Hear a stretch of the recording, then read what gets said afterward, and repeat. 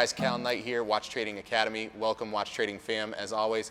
Today we're going to talk a little bit about what I call the Panerai conundrum. So if you guys are familiar with watches whatsoever, Panerai was closely associated for a very long time with Swiss luxury timepieces, but they're Italian-based timepieces, and they are closely associated with the history of the well-known Rolex. Now, why is it called the Panerai conundrum, and what does that even mean to people who want to enjoy these timepieces and make money? We have a few right here, just to show you.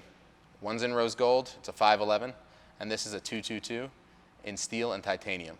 Now they're beautiful, and this is the Luminor-based model, which is the best-selling model in their franchise. The Panerai conundrum came when the CEO and the design framework of the entire industry switched from making limited edition-based models that would hold their value throughout the legacy of the brands growing through new design eras and bringing on new customers in their generation, because it didn't just become about what would last for the long term. It became about how can we extract more dollars in this changing industry as a publicly traded company or a company that is now part of a conglomerate. So all of that jibber jab, if you don't really know what this means, basically boils down to this.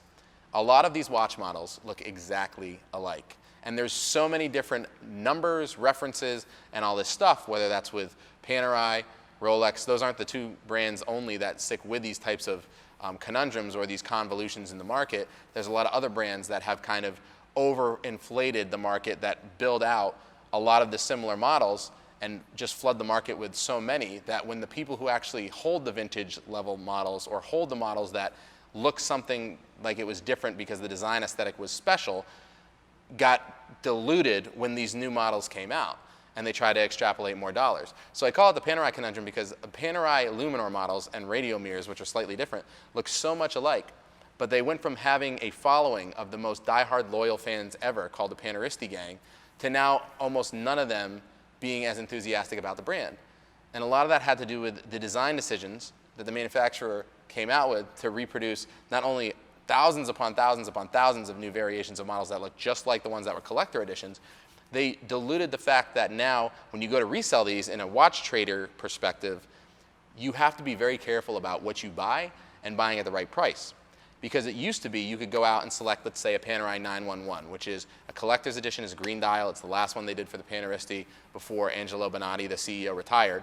And if you have one of those on the market and you buy it right, you can make a huge profit on that watch. There's still collectors looking for it because there's none out there that look quite like it, and the people want to have those in their collection.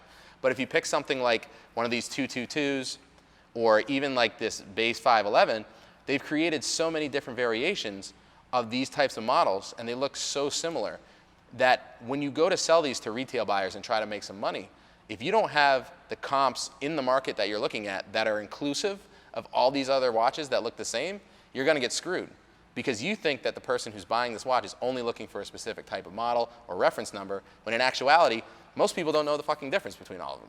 So that's why I call it the Panerai conundrum. It's something that as watch traders or people who want to, whether you're collecting or making money as investments on these timepieces, need to be aware of, especially with certain brands like Panerai, like Cartier sometimes, like Rolex, and so many more.